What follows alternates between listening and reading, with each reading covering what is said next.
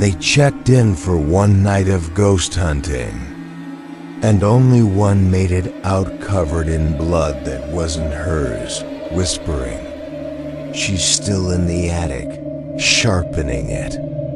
That chilling soundbite, leaked from a police report, became the macabre prologue to the most controversial Halloween special of 2024, Deadlight Files.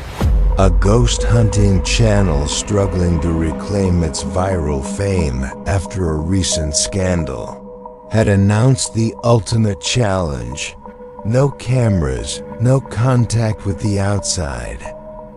World, no escape, locked inside the infamous Lizzie Borden house for 24 hours. It was meant to be their ratings booster, a defiant return to the top, but it became something far, far worse. Cameron Ray, 31, the skeptic turned host of Deadlight Files, felt the weight of expectation pressing down on him like the oppressive autumn air of Fall River, Massachusetts. His channel had plummeted after a disastrous expose, and this no-contact stunt was his desperate gamble for redemption.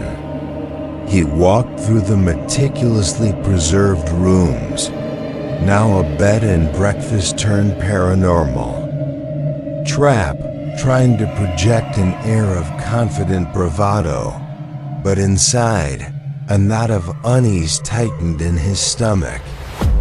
Every creak of the floorboards, every shadow cast by the antique furniture, seemed to whisper warnings of the dark history that permeated the very wood and stone of the house. Tasha Monroe, 27, the show's sensitive empath and medium, moved through the house with a palpable sense of dread. For weeks leading up to the trip, she had been plagued by disturbing dreams, visions of a stern woman in a dark dress, a glint of steel, and the sickening thud of impact. She felt the residual energy of violence clinging to the walls, a cold, suffocating presence that made her skin crawl. "Cameron," she whispered, her voice barely audible, "this place, it's not just haunted, it's alive with something terrible. I feel it in my bones." Her usually calm demeanor was replaced by a visible tremor, her eyes wide with an unspoken terror. Marcus Ellis, 34, the survivalist crew member, meticulously checked the house's structural integrity, his movements precise and efficient. But beneath his pragmatic exterior, a secret conviction festered. He believed the Borden murders were not merely human acts, but part of a demonic ritual, a gateway opened by something ancient and malevolent. He carried a small, leather-bound journal filled with arcane symbols and obscure lore, convinced that the house held a deeper, darker secret than anyone suspected. He saw the house not just as a location, but as a nexus of dark power, a place where the veil between worlds was dangerously thin. The clock in the hall chimed midnight, a hollow, resonant sound that echoed through the silent house. The doors were locked, the windows sealed, and the last connection to the outside world severed. Cameron took a deep breath, forcing a confident smile for the cameras he knew weren't rolling. "All right, team," he announced into the oppressive quiet. "Let the challenge begin." But as the final chime faded, a faint, rhythmic thud echoed from upstairs, followed by a wet, sickening crack. It was the sound of an axe striking flesh, reverberating through the halls, but no source was found. The echo of the axe had begun. Its nightly performance each midnight. The sound of thuds and wet cracks reverberated through the halls, but no source was found. Only the chilling echo of a century-old atrocity, a phantom symphony of violence that played out in the dark. The first night had been a terrifying introduction, a visceral assault on their senses that left them rattled and sleepless. They huddled together in the living room, the phantom sounds playing on a loop in their minds, their flashlights cutting through the oppressive darkness, searching for a source that remains stubbornly invisible, a horror that existed only in the auditory realm. Cameron, despite his initial bravado, found his skepticism crumbling with each phantom thud. It's too real, he stammered, his voice hoarse. It sounds like it's happening right now in this house. Tasha, her face pale, nodded, clutching a small crystal to her chest. It's a residual haunting, she whispered, but it's so strong. It's like the house is reliving it, over and over. Marcus, however, looked almost excited, a grim satisfaction in his eyes. This is more than residual, he murmured. This is an active manifestation. The house is showing us its true nature. Later that night, Tasha found herself drawn to an antique mirror in the guest room, its ornate frame dark with age. As she gazed into its depths, her reflection wavered, then shifted. The room behind her transformed, becoming the scene of a brutal murder, a woman lying prone on the floor, a figure with a raised axe hovering over her. But then, the image morphed again, showing not the past, but a horrifying glimpse of the future.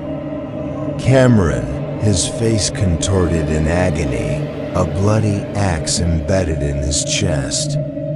Lizzie's mirror was showing past crimes and future deaths, blending them into one terrifying, inescapable timeline. Cameron, Marcus, look! Tasha shrieked, stumbling. Back from the mirror, her hand pressed against her mouth. Cameron rushed to her side, his eyes scanning the mirror, but saw only their own terrified reflections. What is it, Tasha? What did you see? He pressed, his voice laced with concern. Tasha could only point, her finger trembling. It showed the murders, and then it showed you, Cameron, dead. A cold dread settled over them, a chilling realization that the house wasn't just echoing the past. It was actively manipulating their perceptions, showing them horrors that were yet to unfold. As the hours dragged on, a new, unsettling phenomenon began. A faint, almost imperceptible whisper drifted through the vents, a soft, melancholic lullaby, sung by an unseen entity. It was the mother upstairs, a chilling presence that seemed to hover just beyond their sight. And each time they investigated a room where the phantom axe sounds had been loudest, they would find a cracked teacup placed meticulously at the exact spot where a murder had occurred. The teacups, fragile and delicate, were a grotesque calling card, a silent testament to the unseen entity's macabre game. Sleep paralysis became their nightly torment, a waking nightmare where they relived the murders from Lizzie's point of view, feeling the axe in their own hands. The sickening weight of it, the desperate struggle of their victims. The house had begun its insidious invasion of their minds, twisting their perceptions, blurring the lines between reality and the dark history it embodied. Cameron thrashed in his sleep, waking with a guttural scream, his hands instinctively reaching for an imaginary axe, his body drenched in a cold sweat. He saw the faces of the victims, felt their terror, and the horrifying satisfaction that came with the final blow. I can't sleep," Cameron whispered, his eyes wide with a terror that transcended exhaustion. "Every time I close my eyes, I'm there. I'm Lizzie.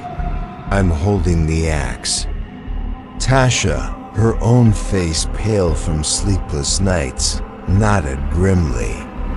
"It's trying to possess us," she murmured. "It's trying to make us complicit in the crimes." Marcus, however, seemed to be resisting the most, his survivalist instincts battling against the psychological onslaught.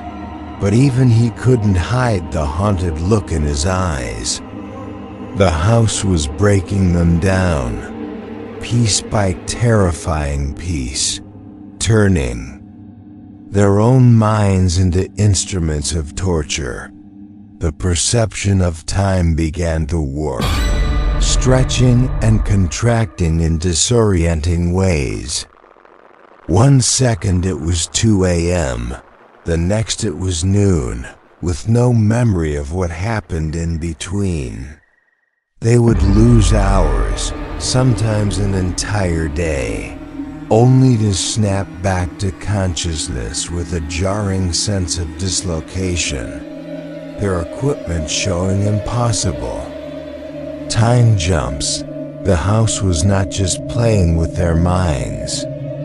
It was playing with the very fabric of reality, trapping them in a temporal labyrinth where moments became eternities and eternities vanished in a blink. They couldn't trust their watches, their senses, or even their own memories. Tasha, once the grounded empath, began to unravel. She started speaking in Elizabethan nursery rhymes, her voice a sing-song whisper that was both childlike and deeply unsettling. Lizzie Borden took an axe, gave her mother 40 whacks. She would chant, her eyes distant, her body swaying gently. Cameron and Marcus would try to snap her out of it, but she seemed lost in a world only she could perceive, her mind succumbing to the house's insidious influence. Her sanity, once a beacon of their team, was now flickering, threatening to extinguish completely, leaving them with only the echoes of a child's rhyme. Cameron, desperate to maintain some semblance of normalcy, decided to record a solo podcast, narrating their chilling experiences. He spoke into the microphone, detailing the phantom axe sounds, the time dilation, Tasha's unsettling transformation. But when he played it back, a cold dread seized him. Another voice, faint and guttural, interrupted him, whispering dark suggestions, finishing his sentences, sometimes even laughing. It was the third body, the unknown phantom appearing in early photographs of the Borden crime scene, now walking the hallways with a missing face, its voice a chilling addition to their psychological torment. The antique grandfather clock in the hall began to bleed at midnight, a slow, viscous trickle of crimson oozing from beneath its face, staining the polished wood. It was the final night, and the blood clock ticked faster each time someone tried to leave a room, its frantic rhythm a terrifying counterpoint to their dwindling hours. The house was closing in, its malevolence now a palpable physical force, pressing them against the walls, sealing their fate. Escape was no longer a hope. It was a desperate, agonizing struggle against a sentient entity that sought to claim them entirely. Every window in the house now showed the same view, a still image of Fall River from 1892, frozen in time, no matter what direction they looked. The outside world, their only hope of salvation, had vanished, replaced by a ghostly tableau of the past. They were truly trapped, isolated in a pocket of history with no way out. Cameron slammed his fist against a window pane, the glass unyielding. The static image of horse-drawn carriages and gas lamps mocking his desperate attempts to break free. The house had severed their connection to reality, leaving them adrift in a nightmare from which there was no waking. Marcus, driven by a desperate, almost manic energy, began to build a path through the attic, convinced he could break through to the roof and find a way out. He hacked at the old beams, his breath coming in ragged gasps, his face streaked with dust and sweat. "We just need to get to the roof," he yelled, his voice echoing in the confined space. Instead, he found Lizzie's hidden journal, tucked beneath a loose floorboard. Its pages were filled with cryptic entries, dark rituals, and disturbing drawings. Reading it, however, didn't free him. It bound him to the house, his eyes glazing over, his movements becoming slow and deliberate, as if an unseen force now controlled his every action. "Marcus!" Cameron screamed, watching his friend's transformation, a horrifying realization dawning on him. "Put it down. Don't read it." But Marcus was unresponsive, his fingers tracing the ancient script, a faint malevolent smile playing on his lips. The house had claimed him, body and soul, turning him into another one of its silent, tormented inhabitants. Their numbers were dwindling, their hope fading, and the chilling reality of their situation pressed in on them, suffocating them with its inescapable dread. Tasha, her mind still fragile from the psychological assaults, found herself standing before Lizzie's mirror once more. This time, her reflection spoke, its voice a soft, seductive whisper. "There is a way out," it promised. If you choose, who among you will be cut from the story?" Tasha gasped, her heart pounding. The mirror was offering her a deal, a horrifying choice that would decide the fate of her remaining companions. She had to decide, knowing the house would obey, knowing that her choice would seal someone's doom, forever binding them to the blood-soaked history of the Lizzie Borden house. Ultimate sacrifice, or the ultimate betrayal.